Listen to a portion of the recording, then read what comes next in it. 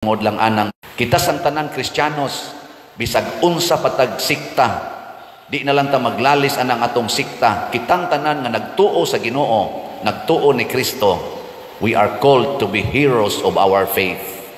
Di na kinahanglang maglalis patag, di na kinahanglang magsigi patag ingon kinsay tinuod nga simbahan nga tinupod ni Kristo, to the point ka magsininghagay na ta, magsigi na ta og away tungod lang anang mga historical, biblical, philosophical nga mga basihanan. Ang tinuod nga basihanan ang atong pagbuhat sa sugo ni Kristo, labi na ng paghigugma sa atong isig katawo sama sa atong kaugalingon, ang pag-alagad sa labing ubos kanang gitawag og the least, the last, and the lost people. Ada hilom lagi mo diyan. Hi, hello. Ayan, ako ay lalabas today at kakatapos ko lang mag-live sa TikTok account ko. No, at doon ako magla-live. No, pero ngayon bakit ako naka-live? Kasi nag-PM sa akin ang isa sa mga nanay-nanay ko sa Facebook. Nabigyan ko raw ng reaction video yung issue patungkol kay Father Shano na regarding sa pag-defend ng Catholic Church. Okay. Una, mga kapanalig, ay hindi ako pwedeng mag-negative. No? Hindi ako magne-negative. Bakit? Kasi pag nag-negative ako, magpepiesta ang sulpot. Diba? Kasi sarili nating kaparian, binibira natin. So, ang gagawin ko is magiging balanse tayo. No? Kasi pari yan eh. Kapag ako nagbigay kasi ng negative reaction regarding doon sa video, though yun ay Bisaya, at hindi talaga ako nakakaintindi ng Bisaya, titignan natin yung mga, kung ano yung point ni Father Shano, doon sa short homily niya ba yun? Sa homily niya? Okay. Ang sabi niya, wag daw, well, ang hirap niyang ipagtanggol, Father, ang hirap mo ipagtanggol, Father Shano talaga. Okay.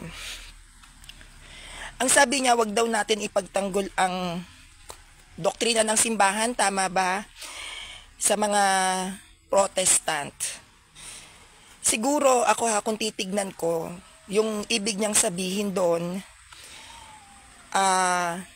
siguro may mga nakikita siya na defender na hindi naaral yung inilalaban, kundi nang babastos na ng Protestant.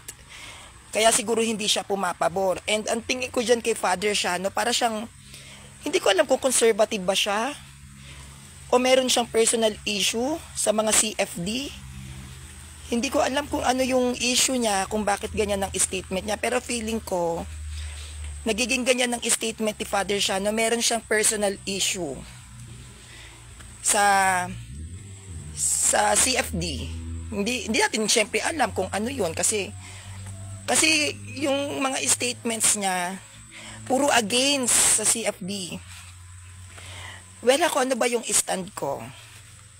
May stand regarding sa pagdi-defend ng Catholic Church. Kung hindi tayo magdi-defend, how can we explain the doctrines of the Catholic Church regarding dun sa doctrines ng Protestant para maitama? Kasi when we are arguing into someone regarding to the doctrines of the Catholic Church, it shows that we are defending the church, di ba? Pag pinapaliwanag natin ang doctrine ng isang church, it means we are defending doon sa mga sumasalungat. So may mga saints tayo na dinedefend ang church, katulad ni San Nicolas. Sinampal niya si Arius in front of many people dun sa kanilang debate regarding sa divinity of Christ. Kaya nga yan nakulong si San Nicolas So lalabas mali yun, diba? Diba ang sabi ni Cyril, Saint Cyril, I am not worthy to be called Catholic if I cannot defend my faith. So how can you defend your faith into the Protestants and into the most especially to the heresies, how can we defend our faith kung hindi tayo magsasalita? Hindi ba? Kagaya ko, so mali ako na ako ay nakilala sa iba't ibang mga platform to defend the Catholic Church. So mali yun. Di ba? So I don't see a point na ganun ang naging reaction ni Father Shano, and to think he is a priest. Di ba? He must be careful sa mga sinasabi niya, lalo na't pag humili. Ayokong mag-negative sa kanya kasi ayoko siyang mabash. He is still our priest and we must show respect to that priest no matter what. Ginagalang ko ang pagiging pare ni Father Shano, but kumukontra ako sa statement niya. Doon ako kumukontra, hindi sa pagiging pare niya ha, kundi sa pagtuturo niya. Kasi para siyang para sa akin ha, si Father Shano para siyang Protestant. Well, siguro ang point ni Father Shano para sa akin, ang point ni Father Shano is kung tayo ay maglalatag siguro ng aral, dapat may holiness. Kasi nga walang holiness daw yung hindi nakikitaan yata ng holiness para sa kanya ang pagde-defend ng Catholic Church. Or baka ayaw ni Father Darwin yung way ng CFD na iba at na-misinterpret lang natin. Pero ganun pa man, it's wrong. No, sabi nga ng mga Protestant sa akin. Sanrio, bigyan mo nga ng reaction video yung pari nyo. Kung ano yung mga statement. Diyan ako naiipit eh. Ang hirap. Kasi syempre, close ko yung mga Protestant. At ayan yung di ba, yung sinasabi nila sa akin na mo yung pari nyo Sanrio, grabe oh. Hindi ko alam kung ng trip ni Father Shano. Ang mga early Christians and even the apostles, they defend the church. Kaya nga the blood of the martyrs they are the seeds of the Catholic Church. Lumalaban sila, even the apostles sa mga pagan. Kaya nga sila pinagpapatay di ba? Paano sila lumaban? Pinatitigil sila yung mga apostles. Oy, wag na kayong mag-preach, kung hindi papatayin namin kayo. Ang sabi ng alagad, ay hindi pwede, wag mo kong turuan, magpipreach pa din ako. 'Di ba? So hindi nakinig yung mga apostles. So sa madaling salita, minartir. Even the early Christians, 'di ba? Lumaban sila sa mga pagans. Ultimo nga yung mga traditions natin. Nilabanan ng traditions ng mga pagans katulad ng Christmas, 'di ba, katulad ng calendar. Tinalo natin ang pagan calendar. Kaya tayo nagkaroon ng Gregorian calendar. Ang dami nating tinalo na mga pagan traditions. At yung pagkakaroon ng traditions ng Catholic Church under the Christianity, yan ay pagpapakita na, how can you see this? Na pag-defend. Diba? How can you convert someone kung hindi ka magde-defend? Kahit ang apologetics, yung mga nag-apologetics or yung mga nagka-catechize, katikista sa Tagalog, they are defending the church. Sa papanong paraan? For explaining what is the true doctrines of Christianity. And syempre, magbibigay sila ng pagpapaliwanag na ito turo ng INC, this is wrong, the right teaching is this. It came from the early Christian, came from the apostles, na which is dati ay oral tradition, they teach us orally, and then it became in a written form, which is the written tradition na naging Bible, di ba? Mali kasi yung Father Shano, ano po ba yung Nahirapan ako. Kasi hindi ako pwede mag-negative sa kanya. Pare kasi natin yun eh. Pag nag-negative ako, mababash si Father. O gusto nyo ba siyang mabash? Di ba? Hindi rin naman. Kaya kailangan sa mga ganyang usapin, sa mga ganyang issue, halimbawa parang feeling natin, very heretical, parang maging careful din tayo sa pagbitaw. Kasi kapag binira natin si Father Siano, mag-enjoy ang sulpot eh. Sasabihin, tignan nyo, pari nyo, binibira ng Katoliko mismo. Ang pangit, di ba? Kaso kung hindi naman natin sasagutin, baka marami ring maakay, maraming maniwala. So napakahirap. Ang hirap niyang ipagtanggol. Father Siano, ang hirap naman. Para ako napunta sa isang sitwasyon na sa isang lugar na wala akong kakilala. 'Di ba? Hindi ko alam kung anong reaksyon ng mga parishioner niya. O nakarating ba to sa CBCP? Or feeling ko may political issues? Kasi 'di ba ang CFD Cebu at CFD Nationals may conflict. Parang feeling ko nahahaluan siya ng politics, and I think parang meron siyang connection kay Father Darwin Gitgano, kaya siya ganyan magsalita. Kasi si Father Darwin, we all know that he is the head of the Catholic Faith Defenders here in the Philippines. So parang feeling ko nagkakaroon na sila ng personalan. No? Oh my God, sarado yung bilihan ng karne. Hindi siya nagtinda. No, so feeling ko yon, nagkaroon ng conflict at nahahaluan siya ng politics, lalo na paano ko ba sabihin to? Lalo na nagkokontrahan ngayon ang mga organization, 'di ba? Yung God died literally. 'Di ba may mga conflict 'yan, God died and God died literally. Si Father Siano, si FD Cebu. Ay, taga Cebu siya, baka nag-i-stand siya ng God died. Tapos may personal issues siya kay Father Darwin, kaya siguro kinokontra niya si Father Darwin kasi yung mga statement ni Father Siano patama kay Father Father Darwin sa totoo lang. Yung mga statement ni Father Siano parang kumukontra siya kay Father Darwin. Well, hindi natin alam kung ano yung reasons, pero ako, based on my observation, yan ay politics.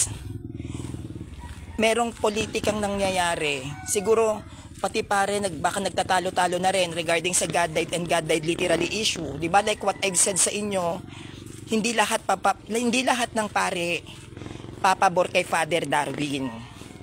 May mga pari dyan na nagtataas ng kilay kay Father Darwin. Yan yung magiging mahirap sa ating mga kaanib ng Katoliko kung paano tayo dedepensa. Kasi ang problema, nasa pamunuan, wala sa atin. Ang problema, nagkakaroon ng pataasan ng ihe yung mga nasa posisyon. Pag magulo ang pamunuan, kawawa ang mga nasa ilalim. Matatapakan at matatapakan tayo. Kaya wala tayong magagawa kundi mag-stand ng negative doon sa isa nating kapanalig kasi wala tayong magagawa eh. They are arguing something about na hindi talaga tayo papabor, and if tayo ay magne-negative, masasagasaan talaga natin eh. Diba? Tulad nung ngayon, sinasabi nyo sa akin, Sanrio, ang bastos mo sa pare, hindi ka dapat nagsasalita ng ganyan sa pare. Pero, look, they are saying profanities and bad words to Father Siano, which is hindi din maganda. Hindi ba? Kasi nagkakaroon na ng contradictions yung actions ng mga namumuno sa simbahan. At nangyayari na yan ng dahan-dahan. Kaya, para sa akin, ipagdasal natin ang ating simbahan, ang mga namumuno, ang pamunuan. Kasi like what I've said, hindi everyday aware ang tao. Hindi araw-araw aware ang tao sa mga actions nila, sa mga sinasabi. The priest, it's still a man, it has weaknesses. So wag natin siyang ibuli. Masakit, oo, kahit yung nakita ko yung video, hindi ko man siya naiintindihan, pero parang natatranslate ko siya eh. Hindi ko man siya naintindihan, pero nalungkot talaga ako. At sabi ko, Lord, paano ko ba ipagtatanggol to? Hindi ako pwedeng mag-negative dito. Kasi pag nag-negative ako dito, mababash ng Katoliko. Diba masama yun, yung ikaw yung maging dahilan kung bakit yung pare napapahiya. So hindi ako pwedeng mag-negative. Hindi rin naman ako pwedeng mag-affirmative. Kasi pag nag-affirmative ako, parang sasabihin kong tama na wag mong i-defend ang church. Na yun talaga ang turo. Kaya ginawa ko, pinilit ko na lang maging balanse na siguro, ang point lang ni Father Shano, yun na lang siguro yung titigan natin na pag ang hirap kasi, pero sige, siguro ang point ni Father Shano, para yan sa ibang defender, yun na lang. Para sa ibang defender na hindi na pagde-defend yung ginagawa, kundi nang bubuli na ng Protestant, nakakasakit na ng damdamin ng iba. Siguro yun yung point ni Father Shano na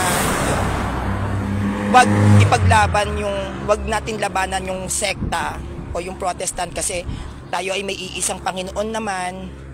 Dapat wag natin sila labanan. Siguro ang ibig sabihin niya, tayo ay may iisang Panginoon, siguro turuan na lang natin sila. Wag na lang tayong makipagtalo. Baka ganon. Diba? Baka ganon yung kanyang stand na wag makipagtalo, wag makipag-away, wag manghamak. Isipin na lang natin siguro na hindi siya nakakabanal. Ang gusto ni Father is turuan na lang sila. Kasi 'di ba ang hard din naman kasi talaga ng debates ngayon. Super hard, 'di ba? Yung mga nangyayaring mga debates ngayon. Kaya siguro yun yung nakikita ni Father. Tsaka besides yung nakikita rin ni Father regarding dun sa God died and God died literally. 'Di ba? Grabe din yung bungangaan at bangayan ng mga Katoliko. Talagang personal attack. Away kung away. So feeling ko yun yung sinasabi baka yun yung point ni Father na wag kang makikipag-away. Baka yun, doon na lang natin siya daanin kasi hindi ako natutuwa talaga dun sa mga comment section na sinasabihan nila si Father na utak talangka, tanga-tanga, mag-i-stand na pare, ang bobo-bobo.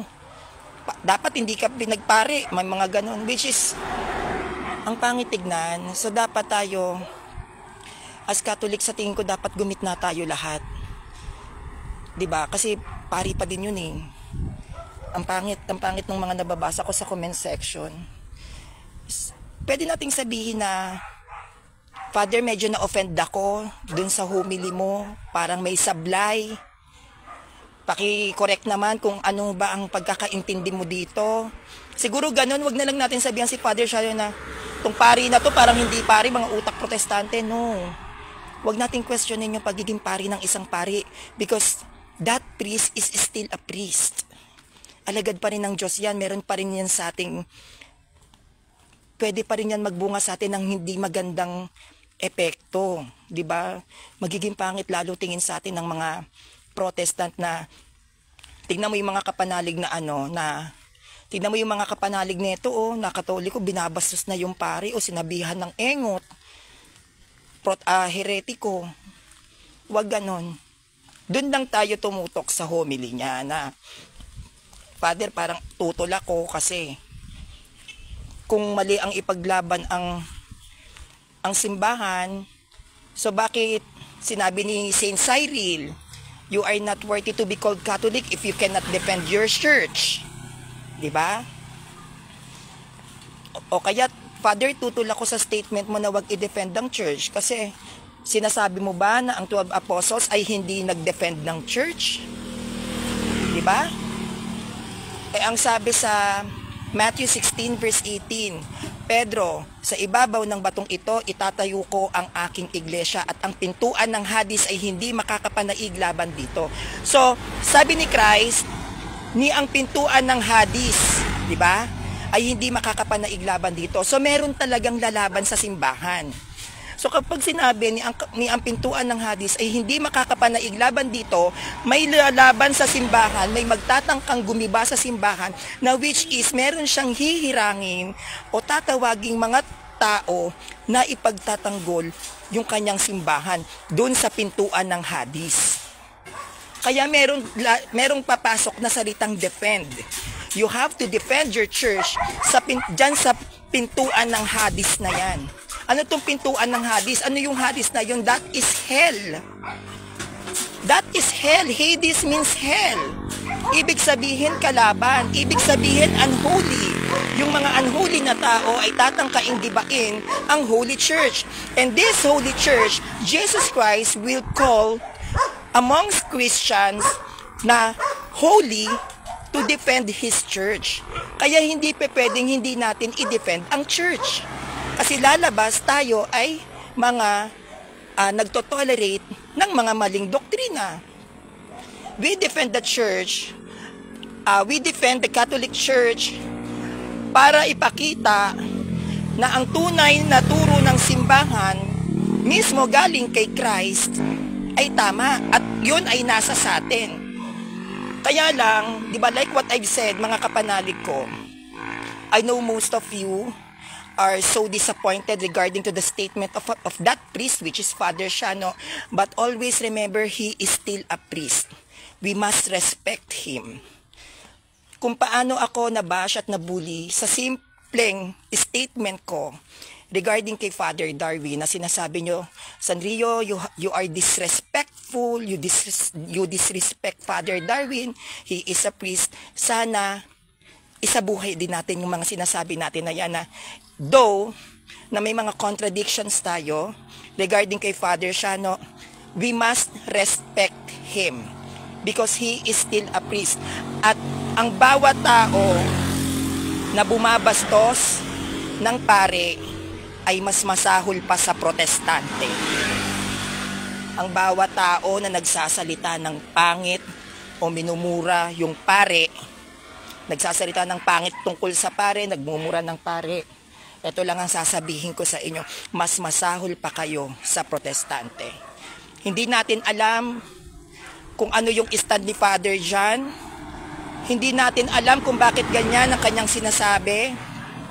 Pero ganun pa man, bilang tayo ay mga Katoliko, dapat pa rin natin siyang unawain.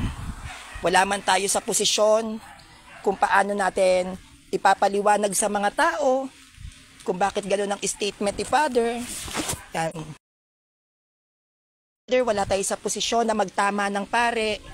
Pero ganun pa man, kung hindi man natin maintindihan o may na-offend man sa inyo sa sinabi ng statement ni Father, tatandaan natin, we must respect it. Siguro ang dapat na umayos niyan ay yung mga kapwa-pari niya. No? Yung mga tawag nito, ano na lang natin, ibigay na lang natin yan sa may authority kung paano itatama si Father. May CBCP, nandyan si Father Darwin. Siguro naman pag napanood niya yung video, siya yung magtatama. Pero tayo, we are not in a position na basta-basta na lang magsasalita tapos babastusin pa yung pare. That's wrong. Huwag tayo mangbastos ng pare. Diba sabi nyo nga na sumilong muna ako, lakas ng ulan, basang-basa ako. Diba ang sabi nyo nga na sabi nyo nga sa akin na Sanrio, mali yung ginawa mo, mali yung sinabi mo, baka nabastusan sa akin si Father Darwin o Sanrio, wag magbabastos ng pare. Ganon din sana yung ibang Katoliko, no? Kapag hindi tayo agree sa sinasabi ng tao, pwede tayong magsalita sa maayos na paraan na hindi naman natin binabastos yung pare. Kahit ako, sabi ko nga, Lord, paano ba to? Kasi ako nasa utak ko, yung nakita ko yung videos, is kailangan ko maipagtanggol si Father. Yun agad yung nasa isip ko na kailangan ko maipagtanggol si Father Shano, mababash to. Baka ano na naman sabihin ng sulpot, baka murahin na naman si Father Shano. Yun yung nasa utak ko kaagad. Paano ko ba mabibigyan ng katwiran itong sinabi ni Father Shano? Kaya lang napakahirap yon para sa akin kasi Alam nyo naman na defender ako. Hindi lang basta defender, nakikipagdebate ako actually ng live. So, ang hirap. Kaya sabi ko sa sarili ko na kung ako ay magne-negative at ihahalimbawa ko yung sarili ko as the defender of the Catholic Church, baka lalong mabas yung pare. Baka lalong mabastos yung pare. At tandaan natin, pare yon, siya'y tinawag ng Diyos para sa kanyang simbahan. Diba? Sabi nga diba sa Bible na alam ni Lord na ang kanyang mga pare ay may kahinaan. Sa Bible yan. Alam ay may mga weaknesses at may mga flaws. Dapat tanggapin din natin yun. No? Siguro, hindi man tayo agree sa statement niya. Siguro we can correct him na sasabihin na lang natin na, Father, parang on my own opinion, parang medyo mali ka dito. Please explain to me ano ba yung stand mo. Siguro ganun na lang, wag na yung sabihin na tong pari na to, utak protestante, tong pari na to, anong klaseng utak meron to, no? Mamagitan tayo. Sabi ko nga sa inyo, lagi tayong babalanse. Mamagitan tayo na magkaroon ng kaayusan. Hindi yung tayo pa yung magbibigay ng fuel para lalong magtalo-talo tayong mga Katoliko. Lagi tayong gigitna at wag lagi nating bibigay yung pangunawa na kinakailangan ng bawat isa. Wag tayong maging madamot dyan. Masakit, nakaka-offend, confusing yung mga statements. But still, we can pray na Lord, give us the understanding and use me as your channel for peace.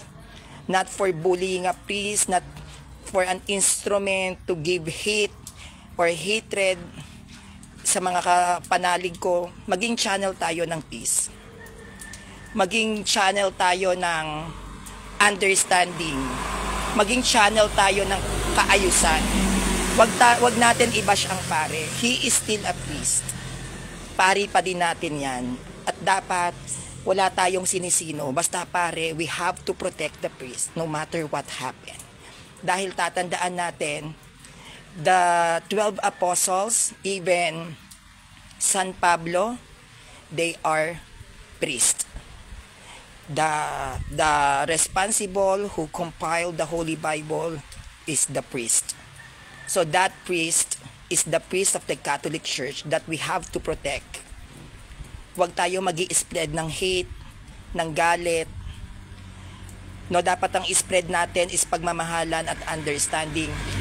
Sa mga ganitong sitwasyon at pagkakataon, dapat tayong mga Katoliko ay naghahawak kamay kung paano natin proprotektahan ang ating simbahan. Hindi po tayo dapat ang nagiging dahilan kung bakit sila nasasaktan or kung bakit sila napupunta sa sitwasyon na hindi maganda. Bagkus dapat tayong mga Katoliko, tayo mismo ang nagiging pader sa mga nagtatangkang wasakin at saktan ng simbahan. Kaya kapag nakakita kayo ng post ni Father, yung mga mababasa kayo ng mga Catholic, i-remind nyo sila, Father Shano is the priest of the Catholic Church. You must respect it. Kung meron kang against sa kanyang homily, sabihin mo na lang, Father, on my own opinion, I think parang may mali ka dito. At kung mali naman ang interpretation ko, can you please explain it to me? Kung ano po ba yung ibig nyong sabihin dito, kasi nagkakos siya ng confusion. Huwag tayo basta-basta magre-react ng negatibo. Minsan ang mga negative na nangyayari sa ating simbahan, yan ay nagbibigay sa atin ng malaking aral, di ba, na kung paano natin aayusin yung mga ganitong sitwasyon, no? So, yun lang po, no? At kita-kits na lang po tayo ulit mamaya dahil nasa labas ako at malakas ang ulan. Maraming salamat and God bless.